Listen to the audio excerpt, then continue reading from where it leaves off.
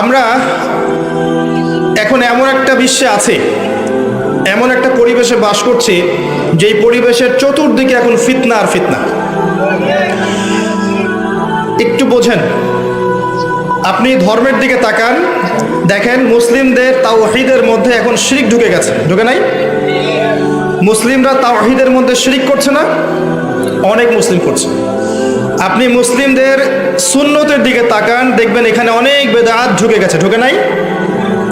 মুসলিমদের রিজিকের দিকে তাকান, দেখবেন হালালের জায়গায় অনেক হারাম চলে আসছে, আসে নাই? মুসলিম পরিবারগুলোর দিকে তাকিয়ে দেখেন, পরিবারের কাঠামোগুলো দিন দিন ভেঙে যাচ্ছে না? হৃদ্যতা, ভালোবাসা কমে যাচ্ছে না?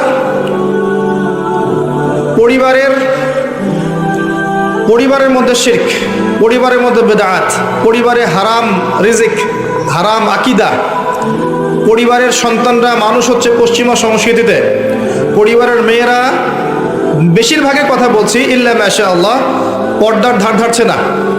পরিবারের যুবকরা জানে না তাদের জীবনের উদ্দেশ্য কি। পরিবারের কর্তা উপার্জনের সময় খেয়াল করছে না হালাল না হারাম। পরিবারের উদ্দেশ্য দুনিয়া, দুনিয়া এবং দুনিয়া। পরিবারের কাঠামোগুলো ভেঙে যাচ্ছে না? অপসংস্কৃতি ঢুকছে, পরিবারে ডিভোর্স বাড়ছে, বিবাহ বিচ্ছেদ বাড়ছে, পরিবারের মধ্যে জেনা বাড়ছে, পরকীয়া বাড়ছে। এই সমস্যাগুলো হচ্ছে না? আপনি ইকোনমির দিকে তাকান, অর্থনীতির দিকে তাকান, ইসলামিক ইকোনমিক সিস্টেমের জায়গায় সুদ এখন অক্টোপাসের মতো খেয়ে ফেলছে না? উপর থেকে নিয়ে নিচ পর্যন্ত সুদভিত্তিক সিস্টেম নয় কি? নবী সাল্লাল্লাহু আলাইহি ওয়াসাল্লাম 4 শ্রেণীর মানুষকে অভিশাপ করেননি? যে সুদ খায়, যে সুদ দেয়, যে সাক্ষী থাকে এবং যে লিখে রাখে। আল্লাহ পাক কি বলেননি কোরআনে, ইত্তাকুল্লাহ, আল্লাহকে ভয় করো, ওয়াযারু মা বাকিয়া মিনার রিবা, সুদের অবশিষ্ট অংশ ছেড়ে দাও, ওয়া ইল্লাম তাফআলু, তোমরা যদি না ছাড়ো, ফাযানু বিহারবিন মিনাল্লাহি ওয়া রাসূলিহি, তাহলে আল্লাহ এবং তার রাসূলের সাথে যুদ্ধের ঘোষণা শুনে রাখো। আল্লাহ কোরআনে বলেছেন রিবা বা সুদ হচ্ছে আল্লাহ এবং তার রাসূলের সাথে যুদ্ধ করার মতো পাপ। উচিত ছিল আল্লাহ এবং তার রাসূলের পক্ষে যুদ্ধ করা। রিবার মধ্য দিয়ে আমরা আল্লাহ এবং তার রাসূলের বিপক্ষে যুদ্ধ করছি। মুসলিম ইকোনমিক সিস্টেমের মধ্যে এগুলো ঢুকে যায়নি? এগুলোকে ফিতনা নয়? নবীজি কি বলেননি 1 দিরহাম সুদ খেলে 36টা মেয়ের সাথে জেনা করা হয়? সহিহ বুখারীর মধ্যে আছে। নবী করিম সাল্লাল্লাহু আলাইহি ওয়াসাল্লাম কি বলেননি যে সুদের 73টা পাপের শাখা আছে, কোন বর্ণনায় 70টা শাখা আছে, তার সর্বনিম্ন শাখা হলো নিজের মায়ের সাথে জেনা করা। এই বিষয়গুলোকে মুসলিমদের মধ্যে ঢুকে যায়নি? তাহলে ধর্মের মধ্যে শিরিক দেখেন, তাওহীদের মধ্যে শিরিক, সুন্নতের মধ্যে বেদাত, হালালের মধ্যে হারাম, বস্তুবাদিতা, দুনিয়ামুখী, পরকাল ভুলে যাওয়া একটা জাতি, বেপরদামি, বেহায়াপনা, মাদক, ক্যাসিনো, জুয়া, পর্নোগ্রাফি, হারাম রিলেশনশিপ, ফ্রি মিক্সিং, এই যে ফ্যামিলিস্ট রেভলিউশন, এগুলোকে মুসলিম সমাজে চলছে না? চতুর্দিক থেকে আপনি ফিতনার মধ্যে আছেন না? প্রথমে বুঝতে হবে যে আপনি আমি মুসলিমরা এখন কোন অবস্থার মধ্যে আছে। এই গেল আমাদের ভিতরের কথা। ভিতরে আরো কথা আছে। আমরা মুসলিম একটা জাতি না? আমরা মিল্লাতে আবিকুম ইব্রাহিম, তাই না? ওয়া সাম্মাকুমুল মুসলিমিন, তাই না? আমরা এক মুসলিম জাতি, ইউনাইটেড মুসলিম কমিউনিটি। তো ইউনাইটেড মুসলিম কমিউনিটির মধ্যে এখন হাজারটা দল হয়ে গেছে না? প্রত্যেকটা দল বলছে আমি সঠিক, আমি সহি, আমি জান্নাতে যাব, তোমার লিজ লাগলে আমার কাছ থেকে নাও। ব্যাপারটা এমন না? সবাই নিজেকে হকপন্থী দাবি করছে। কুল্লু হিজবিন বিমা লাদাইহিম ফারিহুন। আল্লাহ পাক বলেছেন ওয়ালা তাকুনু মিনাল মুশরিকিন, মুশরিকদের অন্তর্ভুক্ত হয়ো না। আল্লাযীনা ফাররাকু দীনাহুম ওয়া কানু শিআ, কুল্লু হিজবিন বিমা লাদাইহিম ফারিহুন। তোমরা মুশরিকদের অন্তর্ভুক্ত হয়ো না যারা আল্লাহর দ্বীনটাকে কেটে টুকরা টুকরা করে ফেলে দিয়েছে। এই কাজটা আমরা করিনি? মুসলিমদের মধ্যে হাজারটা দল নাই এবং প্রত্যেকের সাথে প্রত্যেকের কি ভালো সম্পর্ক? অনেক সময় দেখা যায় দাকুরাল সম্পর্ক, দলের মধ্যে বিভক্তি, ধর্মীয় দলে বিভক্তি, একালে মারা কালেমের গীবত, তহমত, সমালোচনা, এগুলোতে ব্যস্ত আছি না আমরা? উম্মার বড় বড় ইস্যুগুলো বাদ দিয়ে আমরা ছোটখাটো ইস্যুগুলোকে নিয়ে ব্যস্ত আছি না? কে কোথায় হাত বাঁধবেন, পাইপা লাগাবেন কিনা, আমিন জোরে না আসতে, ঠিক আছে, জিলাপি খাবেন না খোরমা খাবেন, এইসব বিষয়গুলো কিনে ব্যস্ত আছি না? বড় বড় ইস্যুর দিকে আমি আসছি, তখন বুঝবেন যে কি নিয়ে আমরা ব্যস্ত আছি। ধর্মের মধ্যে ফিতনা, অভ্যন্তরীণ ফিতনা, আমাদের ধর্মীয় বিভক্তি, পরিবারে ফিতনা, সমাজে দেখবেন ফিতনা, সমাজের সামাজিক কাঠামোগুলো ভেঙে যাচ্ছে না? প্রতিবেশীর কেউ খোঁজ না এখন? দেখবেন বাসায় মেহমান আসলে পর্যন্ত মানুষ বিরক্ত হচ্ছে, মানুষ বস্তুবাদী হয়ে গেছে, আল্লাহ এবং তার রাসূলের মানদণ্ডে নিজেকে বিচার করার মনোভাব ছেড়ে দিয়েছে। ইল্লা মাশাআল্লাহ, অবশ্যই প্রত্যেক যুগে যুগে আল্লাহর অনুগত কিছু বান্দা থাকবে, তাদের কথা আলাদা। আপনি এবার বাইরের দিকে চোখ দেন, পুরো বিশ্বের দিকে চোখ দেন, দেখবেন পুরো বিশ্বের নেতৃত্ব এখন পশ্চিমারা নিয়ে নিয়েছে না? তারা বলছে কোনো দেশকে ওঠো, দেশে উঠছে, বসো, বসছে, এমন হচ্ছে না? প্রত্যেকটা ডিপার্টমেন্টকে দেখেন, বিশ্বের মিডিয়া, বিশ্বের প্রযুক্তি, বিশ্বের সমরাস্ত্র, বিশ্বের আপনার অর্থনৈতিক সিস্টেম, পুরো ওয়ার্ল্ডের ব্যাংকিং সিস্টেম, পুরো ওয়ার্ল্ডের পলিটিক্যাল সিস্টেম, পুরো ওয়ার্ল্ডের এডুকেশনাল সিস্টেম, কালচারাল সিস্টেম, এই প্রত্যেকটা সিস্টেম কি এখন তারা দখল করে নিয়েছে না? এগুলোকে আমরা নিয়ন্ত্রণ করি না, বরং আমরা ফলো করি, কাট পেস্ট, ওখানে যা হয় এখানেও তাই হয়। মিলাই দেখাচ্ছি, সারা বিশ্বে একটা গ্লোবাল শিরিক চলছে। এই শিরিকের উৎপত্তি দেখবেন ওই পশ্চিমা সভ্যতায়। সারা বিশ্বে দেখবেন গ্লোবাল জিনা চলছে, পর্নোগ্রাফি, উৎপত্তি দেখবেন ওই পশ্চিমা সভ্যতায়।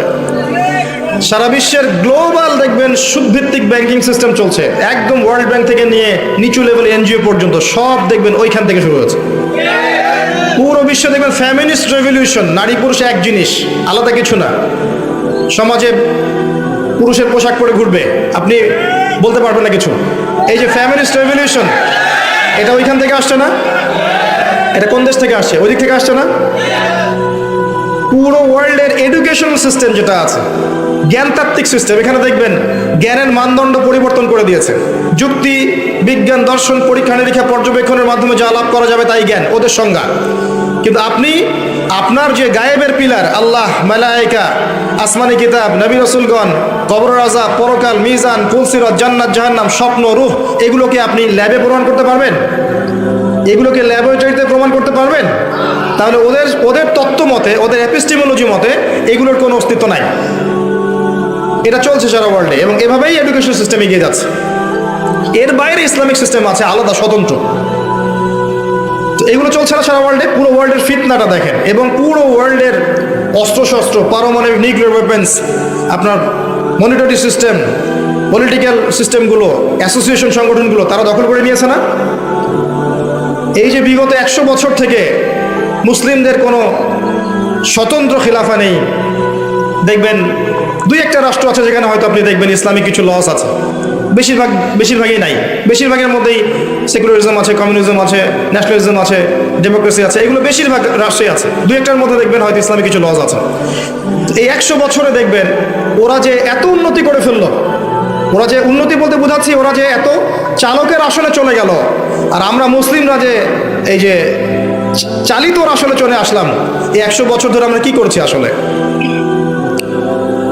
আমরা বড় বড় বিষয়গুলোকে বাদ দিয়ে ছোটখাটো বিষয়গুলোকে নিয়ে বেশি ব্যস্ত ছিলাম। আমি একটু মজা করে বলি যে আমরা হালুয়া, রুটি এবং সেমাই, খুরমা, জিলাপিতে ব্যস্ত ছিলাম। আমরা ব্যস্ত ছিলাম একে অপরের গীবতে, একে অপরের তহমতে, কাকে হিংসা করা যাবে, কাকে বিতর্কিত করা যাবে, কাকে বাধা দেওয়া যাবে, ইন্টারনাল কলিউশনের মধ্যে আমরা ব্যস্ত ছিলাম। এই ফাঁকে রুলিং স্টেট ছিল একবার ব্রিটেন, সে অবসর নিল, তার জায়গায় চলে আসলো আমেরিকা, সে এখন অবসর নিচ্ছে, তার জায়গায় চলে আসছে এখন ইসরায়েল, সে সারা ওয়ার্ল্ডকে এখন রুল করছে।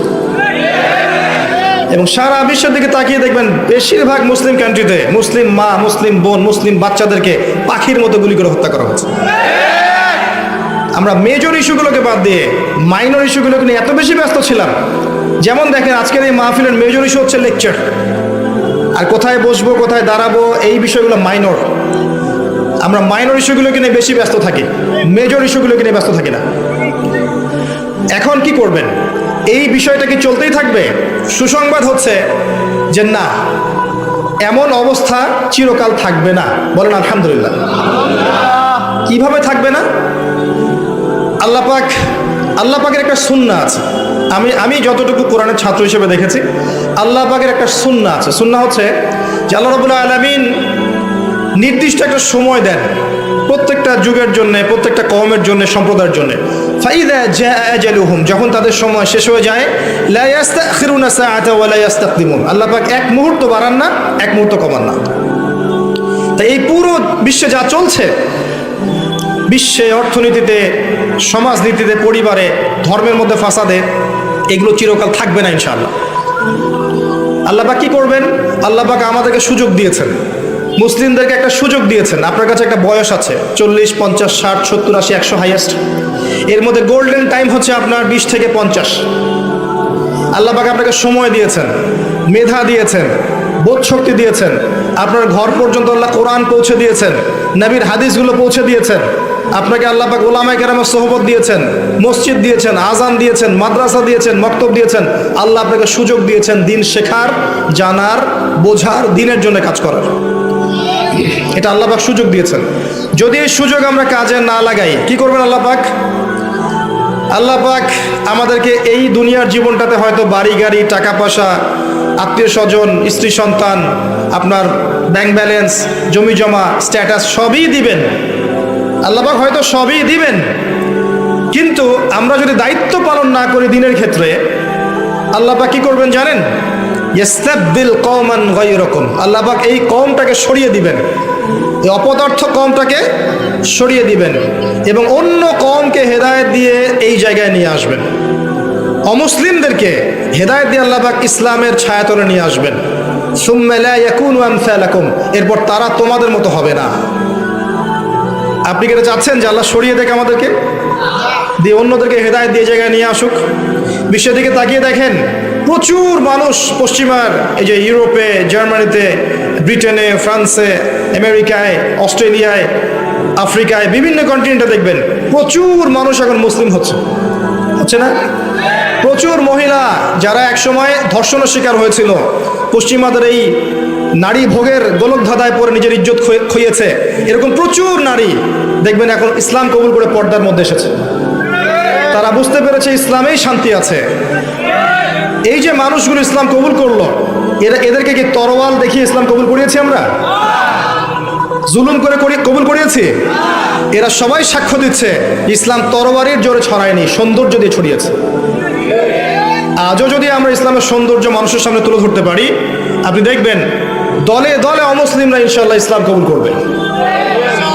এবং কোনো কোনো ক্ষেত্রে আমি দেখেছি, মাইন্ড করবেন না, কোনো কোনো ক্ষেত্রে আমি দেখেছি অনেক অমুসলিম ভাই যারা সরকারের কর্মকর্তা আছেন, প্রশাসনে আছেন, অর্থনীতির মধ্যে আছেন, অনেক জায়গায় আছেন, সোশ্যাল দায়িত্বে আছেন, অনেক ক্ষেত্রে তারা মুসলিমদের চেয়ে বেশি সততার পরিচয় দিয়েছেন।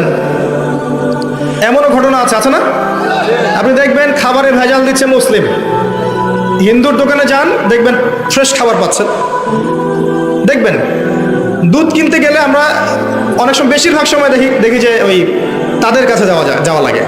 দুধে ভেজাল দেয় না, মিষ্টিতে ভেজাল দেয় না, দইয়ে ভেজাল দেয় না। খেয়াল করে দেখবেন অনেক ক্ষেত্রে তারা সততার পরিচয় দিয়েছে। মুসলিমরা পণ্যে ভেজাল দিয়েছে, মুসলিমরা মাপে কম দিয়েছে, সিন্ডিকেট করেছে, মুসলিমরা এই যে কালোবাজারি করছে, করে নাই? মুসলিমরা দুর্নীতি করছে, মুসলিমরা ঘুষ নিচ্ছে, মুসলিমরা সুদ খাচ্ছে, মুসলিমরা জেনা করছে, মুসলিম যুবকরা পর্নোগ্রাফি দেখছে, মুসলিম মেয়েরা নগ্ন হয়ে ঘুরছে না? এরা কি অমুসলিম? জিউস এরা খ্রিস্টান না হিন্দু? কারা এরা? এই যদি হয় আমাদের অবস্থা, তাহলে কি আপনি মনে করছেন আমাদেরকে আল্লাহ পাক সেই জাতি হিসেবে কবুল করবেন যে জাতি ইনশাআল্লাহ তাআলা ওই বাইতুল মাকদাস জয় করবে? কখনো না। ইস্তাবদিল কওমান গায়রাকুম, আল্লাহ পাক অন্য কওমকে হেদায়েত দিয়ে এই জায়গায় নিয়ে আসবেন। সুম্মা লা ইয়াকুনু আমসালাকুম, তারা তোমাদের মতো অপদার্থ হবে না। আমি খুব সংক্ষিপ্ত কথায় পরিস্থিতি যা বোঝানোর চেষ্টা করলাম। এই পরিস্থিতি বোঝার জন্য আরেকটা জিনিস দরকার আছে, এটা শোনেন ভালো করে। এই সিচুয়েশন বুঝতে হলে শুধু তাত্ত্বিক জ্ঞান, ডিগ্রি, সার্টিফিকেট যথেষ্ট নয়। আপনাকে কনস্ট্রাকটিভ সিলেবাসে পড়াশোনা করতে হবে, এটা ঠিক আছে, এবং ভার্সেটাইল নলেজ রাখতে হবে, এটাও ঠিক আছে। আরও একটা জিনিস দরকার আছে, সেটা হচ্ছে আল্লাহর নূর, আল্লাহর পক্ষ থেকে নূর বা আলো, যেটা আপনার কলবের মধ্যে আল্লাহ পাক নাজিল করবেন। যার কাছে নূর আছে আল্লাহ পাকের, সে বুঝতে পারবে আসলেই বিশ্বে কি চলছে। যার কাছে নূর নাই, সেই ফিতনাময় পরিবেশে বসে থেকে মনে করবে ও জান্নাতে আছে। আমার কথা বোঝা যায়? এই ফিতনাময় পরিবেশে বসে কিছু মানুষ তৃপ্তির ঢেকুর তুলছে, মনে করছে আমরা একদম বিজয়ী জাতি, মাশাআল্লাহ। অথচ বাস্তবতা এমন যে আমাদের অবস্থা আজকে এমন একটা অবস্থায় গিয়ে দাঁড়িয়েছে যে বিশ্বের পরাশক্তিগুলো আমাদেরকে খুব একটা মূল্যায়ন করছে না। অথচ মুসলিম দেশের সংখ্যা প্রচুর, মুসলিম জনসংখ্যা প্রচুর, মুসলিমদের খনিজ সম্পদ প্রচুর, অর্থনৈতিক সম্পদ প্রচুর, জনবল প্রচুর, সামরিক বাহিনীর সদস্য সংখ্যা প্রচুর, অস্ত্রশস্ত্র মাশাআল্লাহ প্রচুর। তারপরেও ওরা আমাদেরকে গুরুত্ব দিচ্ছে না। কারণ কি? কারণ কুলুবুহুম শাত্তা কুলুবুনা শাত্তা, আমাদের হৃদয়গুলো এখন বিক্ষিপ্ত, আমাদের মনগুলো বিক্ষিপ্ত, আমরা বিভক্ত, আমরা একের কষ্টে অন্যের পাশে দাঁড়াতে চাই না। ওই ইরাকে কাউকে বোম মেরে হত্যা করলে ওই দেখা যায় ইরান থেকে একজন বলবে ওটা তো ইরাকের ঘটনা, ইরানের সাথে কি সম্পর্ক? দেখবেন ওই যে মিয়ানমারে কোনো ঘটনা ঘটলে দেখবেন যে সুদান থেকে একজন বলছে ওটা তো মায়ানমারের ঘটনা, আমাদের সাথে কি সম্পর্ক? প্যালেস্টাইনে বাচ্চাদেরকে বোম মেরে হত্যা করলে এদিক থেকে পাকিস্তান থেকে বলবে ওটা তো প্যালেস্টাইনের ইস্যু, আমার কি সম্পর্ক ওর সাথে? এখন আমরা এই অবস্থায় আছি যে এক ভাইয়ের উপরে আক্রমণ আসলে আরেক ভাই মিষ্টি বিতরণ করে। কথা বুঝতে পারছেন? একজনের উপরে যদি কোনো পরীক্ষা আসে বা বিপদ আপদ আসে, দেখবেন আরেকজন মিষ্টি বিতরণ করছে। এ আপনার ভাই না যে মিষ্টি বিতরণ করছে, এ মূলত শয়তানের চালা। এ যদি এর মতো শত শত শয়তানের পূজারী যদি উম্মা থেকে ঝরেও যায়, আল্লাহর দিনের জাররা পরিমাণ ক্ষতি হবে না ইনশাআল্লাহ। আর ওই যে যাদের উপর দেখবেন অত্যাচার, জুলুম, নির্যাতনা আসছে, সবর করছে, দিনের জন্য কিছু করার চেষ্টা করছে, আল্লাহ পাক এই মানুষগুলোকে ইনশাআল্লাহ দেখবেন কাল পরকালে জান্নাতুল ফিরদৌস দান করেছে। দুনিয়ার জীবনটা কিচ্ছু না ভাই, ওয়াল আখিরাতু খায়রু ওয়া আবকা, পরকাল চিরস্থায়ী। এখানে একটু কম খান, না একটু কম ঘুমান, একটু কম টাকা পয়সা পেয়েছেন, কম ব্যাংক ব্যালেন্স আছে, কিন্তু আপনি আল্লাহর তাওহীদে আছেন, সুন্নতে আছেন, হালাল খাচ্ছেন, দেখবেন ইনশাআল্লাহ ধনীদের চেয়ে 500,000 বছর আগে আপনি হাসতে হাসতে জান্নাতে চলে গেছেন। উম্মার অবস্থা এখন এমন, আমরা বিক্ষিপ্ত। পড়াশোনার ক্ষেত্রে গিয়ে দেখবেন মুসলিম উম্মার প্রায় 80% মানুষ বিশুদ্ধ করে কোরআনটুকু পড়তে জানে না। কোরআন যারা বিশুদ্ধ করে পড়তে জানে বা হিফজ করেছে, তাদের মধ্যে বহু মানুষ দেখবেন কোরআনের অর্থটা বলতে পারছে না। ইয়াং জেনারেশন থেকে তাকাই দেখেন যে তারা জীবনে একটা বারও কোরআন A to Z অর্থ সহ পড়েছে কিনা সন্দেহ আছে। হাদিসে যে কিতাবগুলো আছে, এই কিতাবগুলো তারা ছুঁয়েও দেখেছে না কখনো, সন্দেহ আছে। ইসলামের ইতিহাসে যে বইগুলো পড়ে আছে ইসলামিক ফাউন্ডেশনে, কখনো কিনে পড়েছে কিনা সন্দেহ আছে। ফিকহের বইগুলো পড়েছে কিনা সন্দেহ আছে। ইসলামের অর্থনীতি সম্পর্কে পড়াশোনা করে কিনা সন্দেহ আছে। উম্মার যুব সমাজের আজকে এই অবস্থা। কিন্তু পক্ষান্তর আপনি দেখবেন এরা ঠিকই মাশাআল্লাহ পর্ন দেখছে, নাউজুবিল্লাহ, এরা ঠিকই মাদক দ্রব্য সেবন করছে, এরা ঠিকই গার্লফ্রেন্ডকে সময় দিচ্ছে, হারাম অ্যাফেয়ার্স করছে, ফ্রি মিক্সিং করছে, ক্যাসিনোতে সময় কাটাচ্ছে, জুয়া খেলছে, পাবজি খেলছে, টিকটক করছে, সব করছে। তো এই যুব সমাজের হাতে আল্লাহ পাক ইসলামের বিজয়ের পতাকা দিবেন? সত্যি আপনার তাই মনে হয়?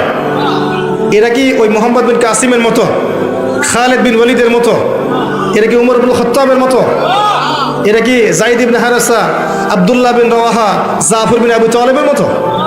এরা কি আলী রাদিয়াল্লাহু আনহুর সেই শৌর্য বিজয় ধারণ করে? দিনের কল্যাণ চান না আপনারা? দিনের বিজয় হোক, দিন ভালো থাক, ইসলাম ভালো থাক, আল্লাহর জমিনে আল্লাহর দিনটা থাক। এবং এই দিনটা কি মানুষের শত্রু? দিন ইসলাম কি মানুষের শত্রু? দিন ইসলামের একটা বিষয় আছে যেটা মানবতা বিরোধী। দিন ইসলামের একটা বেসিক জিনিস আছে যেটা মানবতা বিরোধী। নামাজ, এই যে রোজা, এই যে কালিমা, এই যে হজ, যাকাত, এগুলো কি উগ্রতা? এগুলোর মধ্যে সন্ত্রাস ভাব আছে, জঙ্গি ভাব আছে। হ্যাঁ, একটা শব্দ নিয়ে সমস্যা সৃষ্টি করে জিহাদ, তাই না? যখন ক্যান্সার হয়, অস্ত্রোপচারের প্রয়োজন হয়, ইভেন মনে করেন এখন কোনো পরাশক্তি, পশ্চিমা কোনো পরাশক্তি, মনে করেন ব্রিটেন বা আমেরিকা বা অন্য যে কোনো কান্ট্রি, ওদের টেরিটরির মধ্যে ওরা যদি ফিল করে যে আমাদের সার্বভৌমত্বের মধ্যে আঘাত এসেছে, ওরা কি চুপ করে বসে থাকবে? ওরা প্রতিহত করবে না? এই প্রতিহত করার অধিকার মুসলিমদের নাই? যদি প্যালেস্টাইনের উপর এরকম হয়, প্যালেস্টাইনিদের অধিকার নাই এটা প্রতিহত করার? যখন সে করবে তাকে আপনি বলবেন সন্ত্রাসী, আমেরিকা করলে বলবেন আপনি মানবতা প্রেমী। এটা কি ধরনের ডাবল স্ট্যান্ডার্ড? এই বিষয়গুলোকে নিয়ে ইসলামকে মিডিয়ার মধ্য দিয়ে সারা বিশ্বে বিতর্কিত করা হয়েছে। ইসলাম কখনো এরকম জঙ্গিবাদ এবং সন্ত্রাসবাদের ধর্ম নয়। একজন মুসলিম কখনো জঙ্গি সন্ত্রাসী হতে পারে না। রাসূলুল্লাহ সাল্লাল্লাহু আলাইহি ওয়াসাল্লামের আদর্শ দেখে বহু অমুসলিম কাঁদতে কাঁদতে ইসলাম কবুল করেছিল। আমাদের নবী সাল্লাল্লাহু আলাইহি ওয়াসাল্লাম জীবনে একটা দিনও যুদ্ধের মাঠেও কোনো অমুসলিমকে হত্যা করেন নাই আমার জানা মতে। আমি ভুল হতে পারি, আমার জানা মতে একটা দিনও তিনি কোনো মুসলিমকে গলা কেটে হত্যা করেছেন আমি কোনো নজির পাইনি এই পর্যন্ত। যদি পেয়ে থাকেন আমাকে জানাবেন। আমরা সেই নবীর উম্মাহ, ইসলামের সৌন্দর্য দিয়ে, ইসলামের মাধুর্য দিয়ে, ইসলামের সততা দিয়ে ইসলাম যুগে যুগে সারা বিশ্বের বুকে রাজত্ব করে বেরিয়েছে। এই তো বিগত 100 বছর আগেও এই যে অটোমান এম্পায়ার ছিল তখন পর্যন্ত সারা ওয়ার্ল্ডে দেখতেন ইসলামের একটা শেল ছিল না? এখন সেটা নাই। মিসকিন অবস্থায় আছেন, না কোনো ঐক্য আছে, না কোনো আমির, না কোনো ইমারা, কিছুই নাই। এর মাঝখানে কিছু কিছু আল্লাহর বান্দা বিভিন্ন জায়গায় বিশ্বে চেষ্টা করে যাচ্ছে, এতটুকুই। বিক্ষিপ্ত হবে, তবে এই অবস্থা চিরকাল থাকবে না ইনশাআল্লাহ। কি হবে সামনে আল্লাহ ভালো জানেন, আল্লাহু আ'লাম বিস-সাওয়াব। সামনে মুসলিমদের উপরে নির্যাতন, নিপীড়ন বলেন, সংকুচিত হওয়া বলেন, এটা বাড়তে পারে, বাড়ার সম্ভাবনা আছে। বিশ্ব এমন একটা জায়গায় দাঁড়িয়ে আছে যে কোনো সময় একটা নিউক্লিয়ার যুদ্ধ হয়ে যেতে পারে, আল্লাহু আ'লাম। আমি নতুন একটা কথা বলতে যাচ্ছি, এটা আগে কখনো বলিনি। আমার মনে হয় কয়দিন পর দেখবেন যে বিশ্বের পরাশক্তিগুলো দাবি করবে অমুক গ্রহটা আমার, এ বলবে না অমুক গ্রহটা আমার, সে বলবে না ওই গ্রহ আমার, সে বলবে এই গ্রহ আমার। আমার কথাটা ইনশাল্লাহ ফলবে, দেখে নিয়েন। এবং তারা মহাকাশ বাহিনী গঠন করেছে অলরেডি। কারেন্ট অ্যাফেয়ার্স পড়েছেন? যারা বিসিএস কোচিং করছেন তারা হয়তো জানবেন মহাকাশ বাহিনী মানুষ কি জন্য গঠন করতে যাবে। স্টার ওয়ারও হতে পারে। বিশ্বের সামনে হয়তোবা মহামারীর যে ক্রাইসিস আল্লাহ ভালো জানেন বাড়তে পারে। আপনার সামাজিক ফিতনাগুলো, অশ্লীলতাগুলো বাড়তে পারে। আপনার যে পেপার মানি ইউজ করছেন এর মান কমে যেতে পারে। আপনার রিবা কেন্দ্রিক সিস্টেমটা পড়ে যেতে পারে। পেট্রোডলার পড়ে যেতে পারে। তবে যাই হোক না কেন, এতটুকু এনশিওর করতে পারি যে ওয়ার্ল্ডের বুকে একটা রাষ্ট্র মাথা তুলে দাঁড়াবে এবং তার ক্ষমতার দাপট সবাইকে দেখাবে, তার নাম ইসরায়েল। এটা হবে আমাদের কারণে, আমাদের এই ঘুমন্ত জাতির কারণেই। আরবের কলিজার উপর বসে, আরব রাষ্ট্রগুলোর কলিজার উপর বসে সে বিগত 70 বছরে সারা বিশ্বের অর্থনীতি, রাজনীতি, ফাইন্যান্স, ব্যাংকিং সিস্টেম, টেকনোলজি, প্রযুক্তি সব নিয়ন্ত্রণ করে নিয়েছে। তখন আমরা কি করছিলাম ভাই?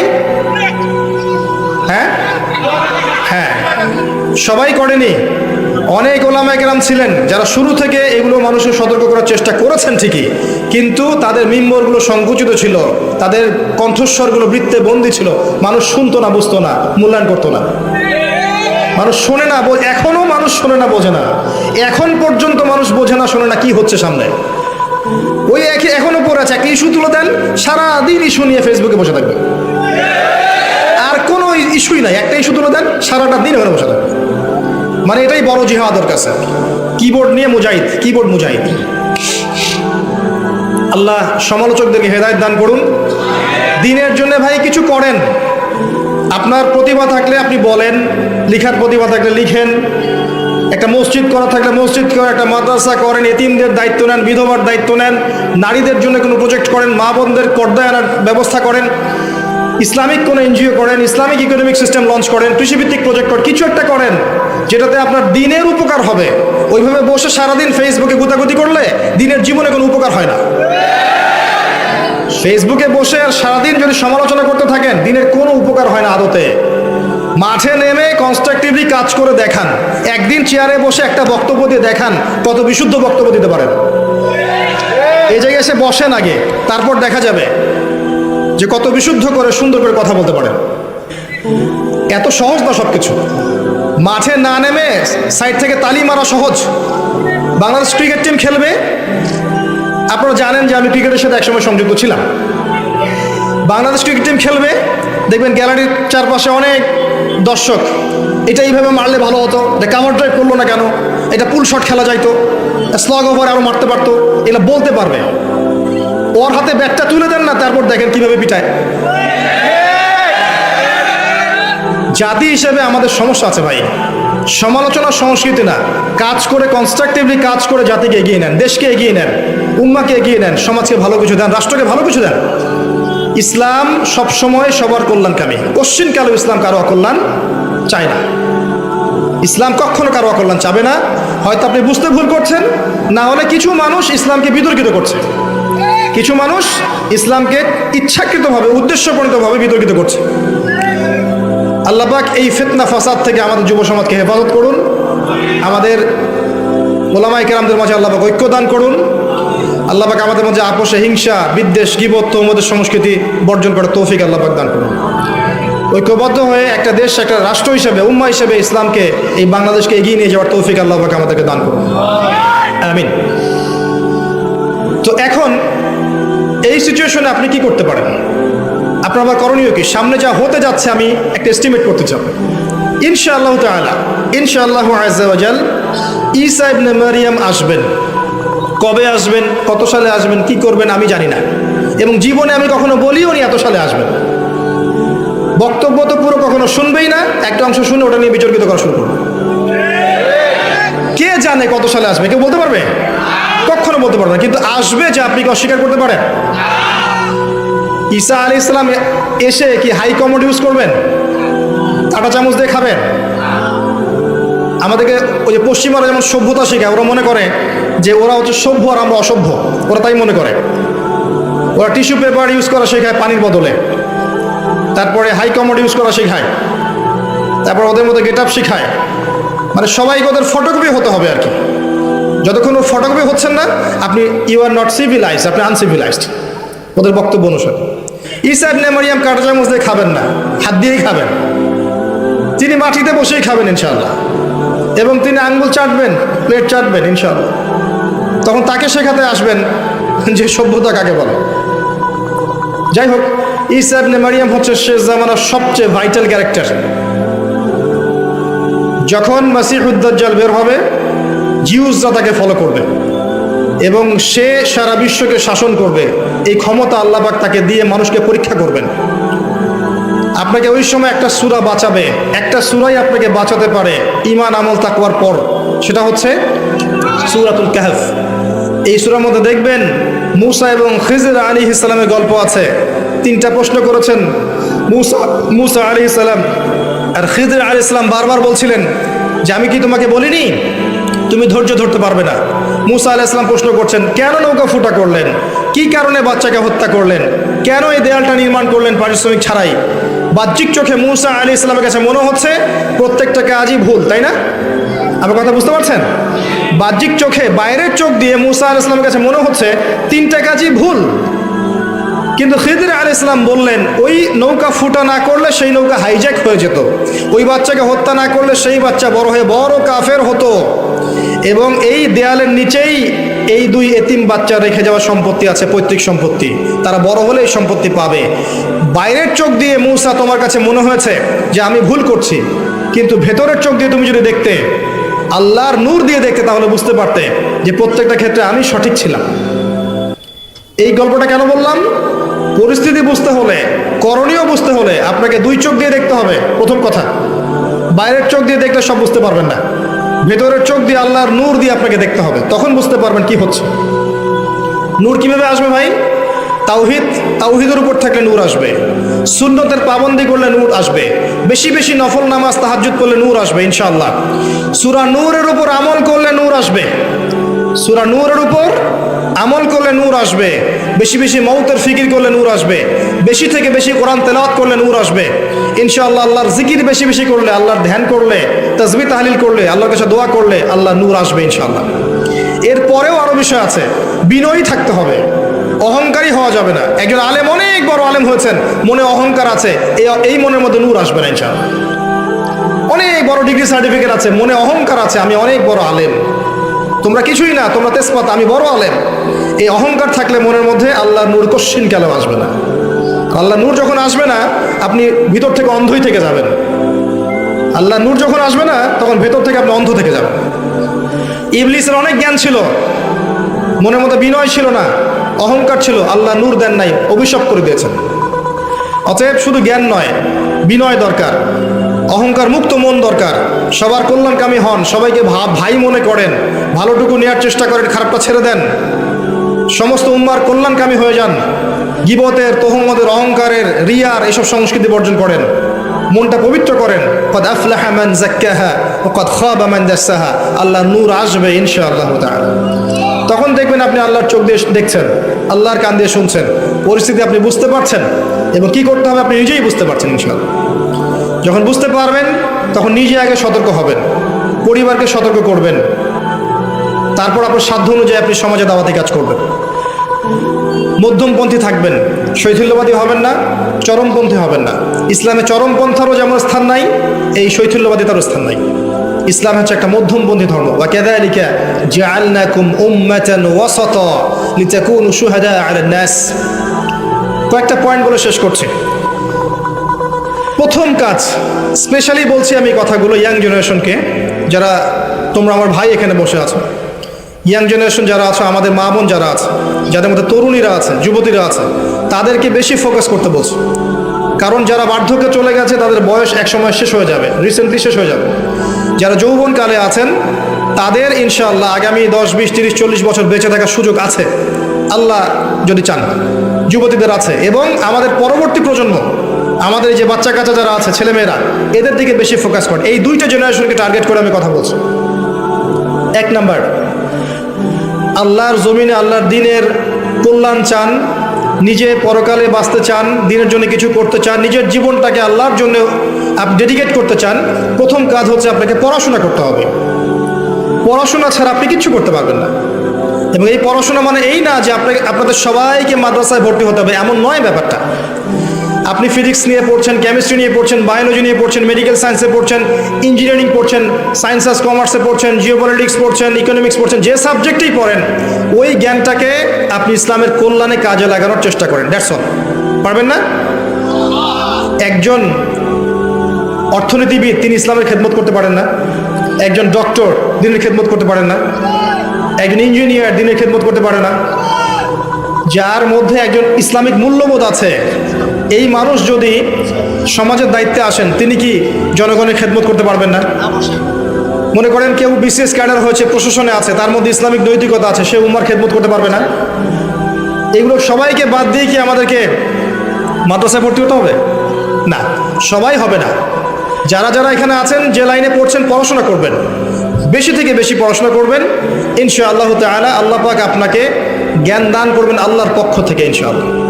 এই পড়াশোনার পাশাপাশি কি করবেন? এই পড়াশোনার পাশাপাশি আপনাকে ইসলামিক কিছু সাবজেক্ট পড়তে হবে। অনেকদিন বলেছি, আমি আবারও বলছি, কারণ আল্লাহ পাক সূরা আর রহমানের মধ্যে 31 বার বলেছেন ফাবিআইয়ি আলা'i রাব্বিকুমা তুকাযযিবান। কেন বলেছেন বারবার? কারণ বিষয়টা গুরুত্বপূর্ণ ছিল। আপনাকে কোরআন পড়তে হবে, এক নাম্বার। কোরআন পড়া জানেন কারা কারা? হাত তোলেন দেখি। মাশাআল্লাহ। অর্থ জানেন কারা কারা? হাত তোলেন দেখি। ইন্না লিল্লাহি ওয়া ইন্না ইলাইহি রাজিউন। এই হচ্ছে বাস্তবতা। এই বাস্তবতা যখন দূর হবে, সবার হাত যখন উঠবে, তখনই আল কোরআনের আলো ঘরে ঘরে জ্বলবে ইনশাআল্লাহ। তার আগে নয়, তার আগে নয়। কোরআনের অর্থটা বুঝতে হবে, আরবি ভাষা শিখতে হবে। ওই যে বলেছিলাম একটা লেকচারে, আপনাদের মা বোনরা হিন্দি বোঝে না? বোঝে? হিন্দিতে থোড়ি বহুত বাতচিত করতে পারে? পারে। কিভাবে শিখেছে? মিডিয়া দিয়ে, সিরিয়াল দিয়ে, মুভিজ দিয়ে, সং দিয়ে শিখেছে না? আপনি অ্যারাবিকের উপর সময় দেন, অ্যারাবিক শোনেন, অ্যারাবিক লেখেন, দেখেন, দেখবেন ইনশাআল্লাহ 2 বছরের মধ্যে আপনি আরবি শিখে ফেলছেন ইনশাআল্লাহ। আরবি শেখেন, কোরআন অনুবাদ পড়েন, যে তাফসিরটা আপনার কাছে ভালো মনে হয় সেটা পড়েন। ইবনে কাসির হোক, জালালাইন হোক, মারিফুল কোরআন হোক, যেটা আপনার কাছে বেস্ট মনে হয় সেটা পড়েন। একাধিক তাফসীর পড়েন। এরপর কি করবেন? হাদিসের বইগুলো পড়েন। ছোট ছোট বইগুলো থেকে বড় বইয়ের দিকে যান। ছোট বই যেমন আপনার এই যে ফয়জুল কালাম, মিশকাতুল মাসাবি, বুলুগুল মারাম, মিনাদিল আহকাম। পরে আপনি একটু উঁচু লেভেলে যান, তিরমিজি, নাসাই, আবু দাউদ যান। পরে গিয়ে বুখারী মুসলিমে যান। এক লাফ দিয়ে বুখারী মুসলিমে যাওয়ার চেষ্টা করবেন না। যদি করেন তাহলে কি হবে জানেন? তাহলে স্বঘোষিত মুফতি হয়ে যাবেন। অল্প জ্ঞান নিয়ে দেখবেন তখন উলামায়ে কেরামদের সাথে আপনার তর্ক হচ্ছে, এবং ছোট ছোট বিষয়গুলোকে কেন্দ্র করে মসজিদগুলো ভাগ হয়ে যাচ্ছে। এই কাজ করতে যায় না। এটা আমার মতে একটা সহি ভুল পথ। এটা আমার মতে একটা সহি ভুল পথ। আগে বুখারী মুসলিমে হাত দিন না। আগে ছোট ছোট বইগুলো পড়তে পড়তে পড়তে উপর দিকে যান, এবং যেগুলো বুঝবেন না, হাদিসে অনেক কিছু বোঝা যায় না, আমিও বুঝি না। অনেক হাদিস আছে যেগুলো আমরা আসলে এখন বুঝতে শিখিনি। এমনকি কোরআনের এমন অনেক আয়াত আছে যেগুলো আমরা এখনো পরিপূর্ণভাবে বুঝতে শিখিনি। কারণ কিছু আয়াত আছে মুহকামাত, কিছু হচ্ছে মুতাশাবিহাত। অনেক আয়াত কিছুটা অস্পষ্ট, সেগুলো উলামায়ে কেরামের কাছে গিয়ে ব্যাখ্যা নিতে বুঝতে হয়। এই হচ্ছে বিষয়। কওমি মাদ্রাসায় যান। কওমি মাদ্রাসায় যে খেদমতটা হয়, এখানে যে আরবিটা শেখানো হয়, যে গ্রামারের বইগুলো পড়ানো হয়, ফিকহের বইগুলো পড়ানো হয়, এটা আমার মতে বাংলাদেশের মধ্যে বেস্ট, আমার মত। আবার ওইটা নিয়ে বিতর্ক করা শুরু করে দিন যে উনি কওমিকে প্রমোট করেছেন, আলিয়াকে ধ্বংস বলেছেন। ইউটিউবে দেখে মুশকিল, একটা কথা বললে পাশে একটা লাইন লাগিয়ে দেয়, যেটা আসলে বলিও নাই। শোনেন, এই কাজ করলে হয়তো আপনি আমাকে বিতর্কিত করতে পারবেন ঠিকই। আমি যদি দাওয়াতি কাজ ছেড়ে দেই, উম্মার একটু ক্ষতি হবে, কোনো লাভ হবে না। আমার কোনো পরোয়া নেই আল্লাহ পাকের। আমার কেন, কারো কোনো পরোয়া নেই আল্লাহ পাকের। কেউ যদি আল্লাহর দিনের এই দায়িত্ব মশাল হাতে নাও নেয়, আল্লাহ পাক নতুন মানুষ তৈরি করে নিয়ে আসবে ইনশাআল্লাহ। কিন্তু আলেম ওলামারা যখন মাইনাস হয়ে যাবে একজন একজন করে, উম্মার কিন্তু খুব লাভ হয় না, ক্ষতি হবে। এই যে বাংলাদেশের জমিনে এই বছরে মাহফিলে ওলামায়ে কেরামের সংখ্যা আগের চেয়ে বেশি না কম? এতে কি উম্মার লাভ হচ্ছে না ক্ষতি হচ্ছে? কোন কোন ক্ষেত্রে এর জন্য মিডিয়াও দায়ী আছে, আপনি কি জানেন? আপনি কোন আলেম সম্পর্কে জানতে চান, ইউটিউবে সার্চ দেন, দেখবেন তার বিপক্ষে অনেকগুলো ভিডিও চলে আসে। একটা এক্সাম্পল দিই, একটা ছেলে মনে করেন দিনের একটা মাসআলা জানবে, ইউটিউবে গিয়ে সার্চ দিল, গুগলে সার্চ দিল, সেই মাসআলা আসবে, এবং দেখবেন ওই মাসআলা সম্পর্কে ডানে বামে নেগেটিভ পজিটিভ অনেক কথা তার সামনে আসবে। এই আলেমকে যা বলেছেন ওই আলেম, তাকে আবার যা বললেন অমুক আলেম, এগুলো অনেক ভিডিওর সামনে আসবে। তখন ওর মধ্যে একটা ধারণা সৃষ্টি হবে যে ভাই আগেই ভালো ছিলাম, মাসআলা জানার আমার দরকার নাই, থাকে হবে। যারা সেকুলার মাইন্ডেড, যারা একটু কালচার্ড, ইউনিভার্সিটিতে পড়া মানুষ, দেখবেন তারা কিন্তু এই বিষয়গুলোকে খুব ধরে, এবং তারা যতটুকু আসতে চায় ইসলামের দিকে, অনেক সময় আমাদের আচরণের কারণে পিছিয়ে পড়ে। স্মার্ট হন, ইসলামকে যুগোপযোগীভাবে ডিল করতে শেখেন, ইউটিউবিং করেন, আল্লাহর ওয়াস্তে তাকওয়ার সাথে করেন। নিজের মতাদর্শ প্রতিষ্ঠা করার জন্যে, নিজের মতকে প্রাধান্য দেওয়ার জন্যে, কাউকে বিতর্কিত করার জন্যে, কারো ক্যারেক্টার হ্যারেস করার জন্যে, কারো কেরিয়ার ধ্বংস করার জন্য এই কাজগুলো করতে যাবেন না। আলটিমেটলি উম্মার ক্ষতি হয়ে যাবে, আর আপনার দ্বারা যদি উম্মার ক্ষতি হয়, আল্লাহ পাক কোশ্চিন কাল আপনাকে ছেড়ে দিবেন না, কখনো ছাড়বেন না আল্লাহ পাক। ওয়া কানা রাব্বুকা নাসিয়া, আল্লাহ পাক কিচ্ছু ভুলে যান না, মনে রাখবেন। আল্লাহ পাক সব মনে রেখেছেন, from day 1 to last day. আল্লাহ পাক প্রতিটা সেকেন্ডের ঘটনা আল্লাহর কাছে আছে, এই রেকর্ড আপনাকে দেখানো হবে। আল্লাহ পাক বোঝার তৌফিক দান করুন। তো পড়াশোনা করেন, হাদিসের মধ্যে সহজ বই থেকে নিয়ে কঠিন বইয়ে যান।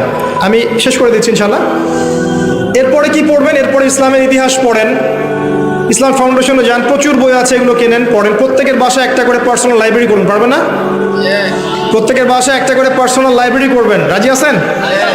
হাত উঁচু করেন, কারা কারা করবেন? আগামী রমাজান আসার আগেই প্রত্যেকের বাসায় একটা করে পার্সোনাল লাইব্রেরি চাই।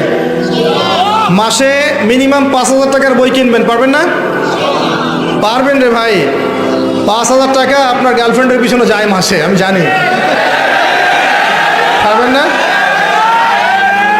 আর যাদের একাধিক গার্লফ্রেন্ড আছে ওদের তো অবস্থা খারাপ, তাই না ভাই?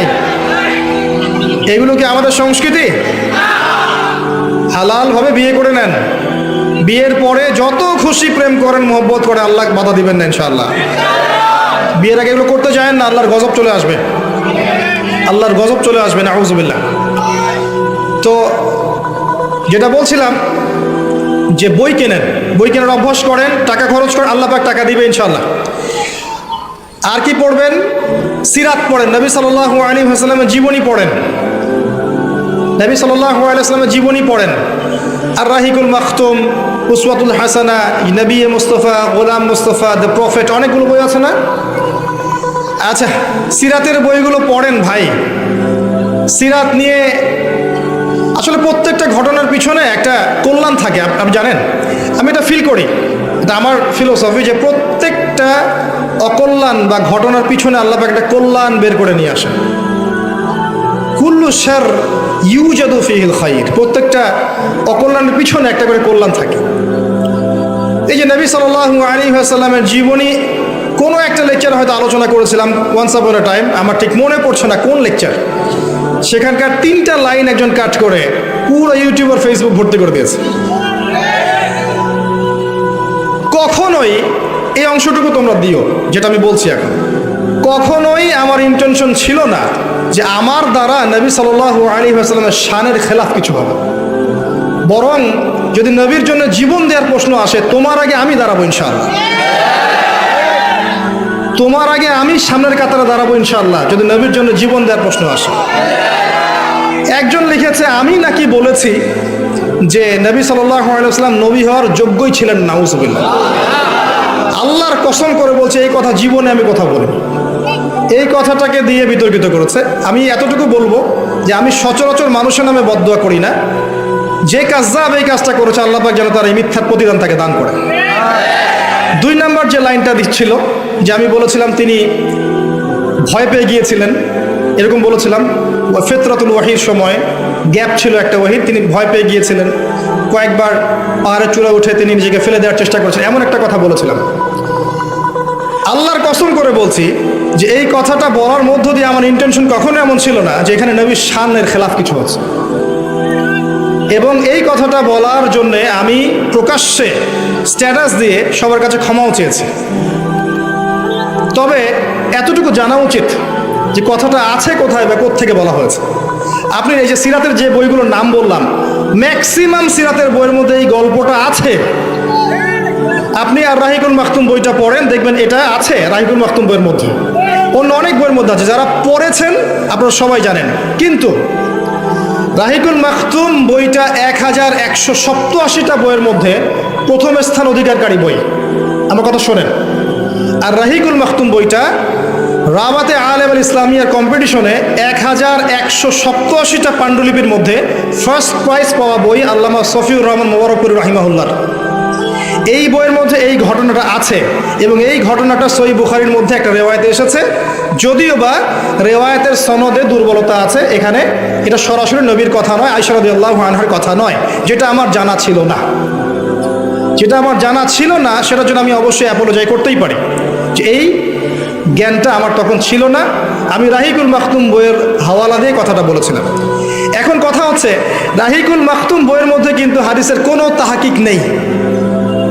আমার কথাটা শোনেন, যে রাহিকুল মাখতুম বইয়ের মধ্যে এটা আছে আল্লামা সফিউর রহমান মোবারকপুরি রাহিমাহুল্লাহর বই, যেখানে ফার্স্ট প্রাইজ পেয়েছে বইটা, এই বইয়ের মধ্যে কিন্তু এই ঘটনার কোনো তাহকিক নাই, কোনো তাহকিক নাই যে এটা সত্য না মিথ্যা, এটার কি মুরসাল নাকি সনদে সমস্যা আছে, কোনো তাহকিক নাই। এতদিন ধরে রাহিকুল মাখতুম বইটা ছাপানো হচ্ছে বিভিন্ন প্রকাশনীতে, 5টা 10টা প্রকাশনী ছাপাচ্ছে, লক্ষ লক্ষ কোটি কোটি কপি রাহিকুল মাখতুম কিন্তু বাজারে আছে। কই এই প্রকাশনা সংস্থা, এই প্রচার মাধ্যম, এই যারা অনুবাদ করেছে, তাদের কাউকে তো আপনি কুফরি ফতোয়া দিলেন না, তাদের কারো বিরুদ্ধে তো কোনো কথা বললেন না। যদি কথা বলতে হয় ওই বইটাকে ব্যান করে দেন, তাহলে বইটাকে ব্যান করে দেন। আর যদি কুফরি ফতোয়া দিতে হয়, সফিউর রহমান মোবারকপুরি রাহিমাহুল্লাহকে কবর থেকে তোলেন, তুলে কাফের ফতোয়া দিয়ে আবার দাফন করে দেন। সুবহানাল্লাহ। উনার বইয়ে কিন্তু কোনো তাহকিক দেওয়া হয়নি, এবং আরও সিরাতের বইগুলোতে এই ঘটনাটা আছে যেটার কোনো তাহকিক দেওয়া হয়নি। আর তাহকিক তো আমরা করার যোগ্যতা সত্যি রাখি না। এই জেনারেল লাইন থেকে যারা উঠে এসেছে এবং যারা তালেবে ইলম, তারা কি সবাই হাদিসের তাহকিক করতে পারে? তারা যখন এই বইটা পড়বে তাদের সামনে যখন আসবে, এই লাইনগুলো চলে আসবে, তারা কি এটাকে বিশ্বাস করবে না? স্বাভাবিক করতেই পারে। তাহলে কি দায়িত্ব ছিল? যে এটাকে কাছে ডেকে নিয়ে বুঝিয়ে দেয়া যে আসলে এই হাদিসটার সনদে এই সমস্যা আছে, এখানে এই সমস্যা আছে, এখানে সমস্যা আছে, এটা থেকে ফিরিয়ে নেওয়া। কিন্তু এই কাজটা আমরা করতে পারি নাই। আমরা ইন্টেনশনালি কাজটা করেছি। লেকচারের টপিক ছিল হয়তো অন্য কিছু, এখান থেকে দু একটা লাইন বাছাই করে এটাকে ভাইরাল করা হয়েছে, তার মানে পিছনে কোনো উদ্দেশ্য আছে। তারপরেও আমি পাবলিকলি সবার সামনে, আমি এমন মানুষ নই যিনি ভুলের উপর অটল থাকতে পারি। পাবলিকলি সবার সামনে, আপনাদের সবার সামনে সবাইকে সাক্ষী রেখে, আল্লাহকে সাক্ষী রেখে আমি আমার বক্তব্যের ভুল স্বীকার করছি। যেখানে শব্দ চয়নে হয়তো আমার ভুল হয়ে গেছে, এটা একটা মানুষের পক্ষে হতেই পারে, যে এই চেয়ারে বসেছে তার পক্ষে শব্দ চয়নে মিস্টেক, স্লিপ অফ টাং হতেই পারে। আপনারাও আপনাদের ইতিহাস ঘেঁটে দেখেন যে স্লিপ অফ টাং সমস্ত লেকচারদের হয়েছিল কিনা কখনো কখনো। ওগুলোকে যদি মার্ক করে করে জনসম্মুখে আমি মানুষকে হ্যাসেল করার চেষ্টা করি, তাহলে উম্মার উপকারের জায়গায় ক্ষতি হয়ে যাবে। যখন নবীর উম্মত কবরে সেজদা দেয়, মাজারে সেজদা দেয়, যখন ইয়া করে, বেদাতের উপর আমলগুলো করে, হারাম খায়, নবীর উম্মত যখন মায়ের খায়, তখন নবীর শানের খেলাফ কিছু হয় না? এগুলোর এগেনস্টে কথা বলা যায় না? আমরা বিনয়ের সাথে অনুরোধ করব যে মানুষ মাত্র ভুল হতে পারে, একটা বিষয়কে নিয়ে, ইস্যুকে নিয়ে এত বেশি মাতামাতি করবেন না যে এই বিষয়গুলোকে নিয়ে কথা বলতে বলতে বলতে বলতে আমাদের সত্যিকার শত্রু যারা, এরা আরও 10টা দিন 20টা দিন এগিয়ে যায়। যতটা সময় আমরা এগুলোতে নষ্ট করি, ওই সময়গুলোতে ইসরায়েল আরও 10টা মিসাইল বানিয়ে ফেলে। মৌলিক বিষয় দিকে কাজ করুন। আল্লাহর বান্দা হিসেবে আমি আমার ভুল স্বীকার করেছি এবং এখনও করছি, যে হয়তো ওই জায়গায় ওই শব্দটা আমার বলা ঠিক হয়নি, আমার মুখ থেকে স্লিপ অফ টাং হয়ে গেছে, কিন্তু আমি কোন উৎস থেকে বলেছি এটাও বলে দিলাম। এই বইয়ের মধ্যে, এই সব বইয়ের মধ্যে এটা আছে, কোনো তাহকিক ছাড়াই। তাহলে ওই বইয়ের প্রকাশনা সংস্থা, ওদের যারা পড়ছে, যারা ছাপাচ্ছে, এদের সবাইকে কি আপনি কুফরি ফতোয়া দিবেন না? যদি না দেওয়ার সাহস রাখেন, তাহলে বুঝবো এটা পক্ষপাতিত্বমূলক আচরণ করেছেন আপনি। আল্লাহ পাক আমাদেরকে হেদায়েত দান করুন, ঐক্যবদ্ধ হওয়ার তৌফিক দান করুন। এবং আমি যারা ভুল ধরিয়ে দিয়েছেন তাদের জন্য আমি আমার মন থেকে দোয়া করছি। যদি তারা পিতার মতো, ভাইয়ের মতো আমাকে ভুল ধরিয়ে দিয়ে থাকেন, ইনশাআল্লাহ তাআলা ভবিষ্যতে আমার পক্ষ থেকে যে কোনো ভুল হলে আমি ইমিডিয়েটলি শুধরে নিব ইনশাআল্লাহ। কারণ আমি উম্মাহকে ভালোবাসি, আল্লাহকে ভালোবাসি, তার রাসূলকে ভালোবাসি, তার দ্বীনকে ভালোবাসি। বিশ্বাস করেন, দেখে নিন ইনশাআল্লাহ, যদি কোনোদিন সুযোগ আসে নবীর শানে জীবন দেওয়ার, আপনার চেয়ে আগে আমি দাঁড়াবো ইনশাআল্লাহ। পড়াশোনা করেন প্রিয় ভাই, 1 নম্বর কাজ।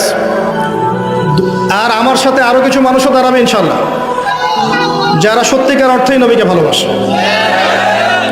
2 নম্বর, যারা অনুযায়ী আমল করেন। কোন কোন সাবজেক্ট পড়তে বলেছি? কোরআন, হাদিস, ফিকহ, সিরাত, ইতিহাস, ইসলামিক অর্থনীতি, জিওপলিটিক্স, এবং জেনারেল লাইনে যারা পড়ছেন এটা পড়বেন। এরপর জানা অনুযায়ী আমল করবেন। পারবেন না? যতটুকু জানেন এই অনুযায়ী আমল করবেন। এই যে চেয়ারে বসে কথা বলছি, সবচাইতে ডেঞ্জারাস জায়গায় বসে আছি আমি যা বলছি যদি আমি আমল না করতে পারি, কালকে দেখবেন জাহান্নামে আমি চলে গেছি, নাউযুবিল্লাহ। জাহান্নাম উদ্বোধন করা হবে এমন কিছু মানুষদেরকে দিয়ে যার মধ্যে আলেমও আছে।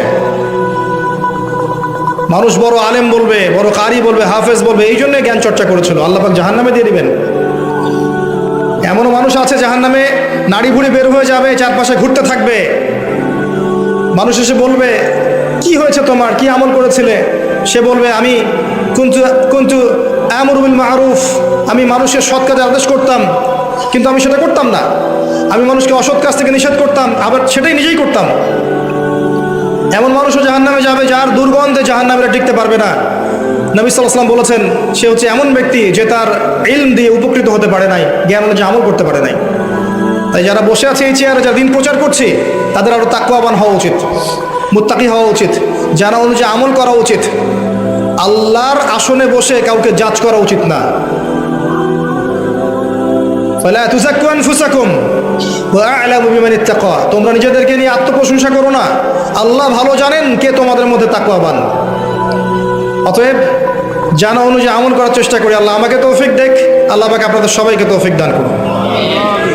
এর জন্য সবচেয়ে সহজ বুদ্ধি হচ্ছে 24 ঘন্টায় নবী সাল্লাল্লাহু আলাইহি ওয়াসাল্লামের সুন্নতের উপর আমল করা। পারবেন না ইনশাআল্লাহ?